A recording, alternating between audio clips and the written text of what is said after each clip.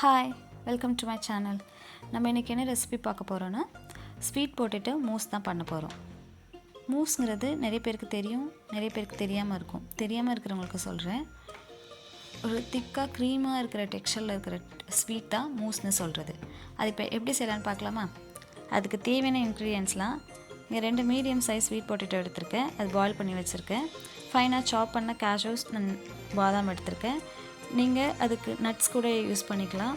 அது மாதிரி 2 seedless dates use பண்ணியிருக்கேன். இன்னும் அதிகமாக உங்களுக்கு ஸ்வீட் வேணும் அப்படின்னா நீங்கள் டேட்ஸ் இன்னும் அதிகமாக ஆட் பண்ணிக்கோங்க. ஆல்டர்னேட்டாக டேட்ஸுக்கு பதில் நீங்கள் ஹனி கூட ஆட் பண்ணிக்கலாம். அது மாதிரி 50 ml பாயில்டு மில்க் எடுத்திருக்கேன்.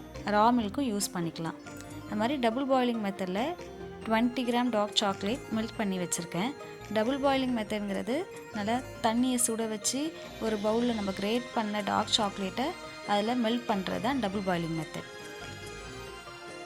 பாயில் பண்ண ஸ்வீட் பொட்டேட்டோவை நல்லா பீல் பண்ணிவிட்டு நம்ம ஒரு மிக்ஸி ஜாரில் சின்ன சின்ன க்யூப்ஸாக கட் பண்ணி நம்ம ஸ்வீட் பொட்டேட்டோவை அதில் ஆட் பண்ணிக்கிறோம். அடுத்து 1 by 1 நம்ம வச்சுருக்க இன்க்ரீடியன்ட்ஸ்லாம் அதோட ஆட் பண்ணிக்க போகிறோம்.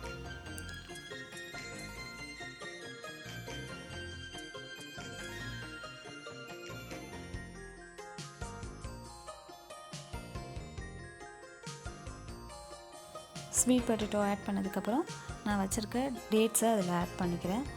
அடுத்து ஃபைனாக சாப் பண்ண பாதாமும் கேஷ்யூவும் அதில் ஆட் பண்ணிக்கிறேன்.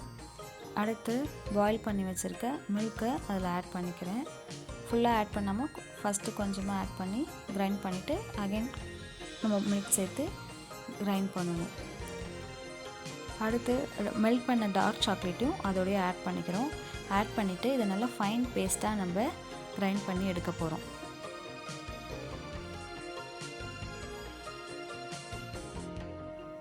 நம்ம ஃபைனலாக கிரைண்ட் பண்ணதுக்கப்புறம் நமக்கு நல்லா இந்த மாதிரி ஃபைன் பேஸ்ட்டாக கிடச்சிரும்.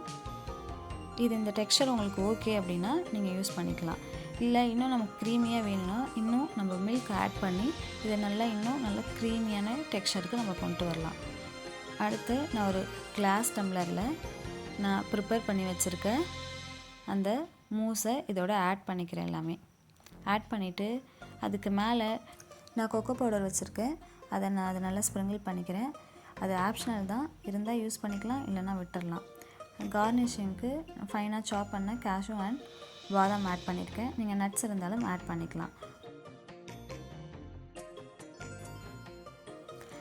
இதை நீங்கள் இப்படியும் சாப்பிடலாம்.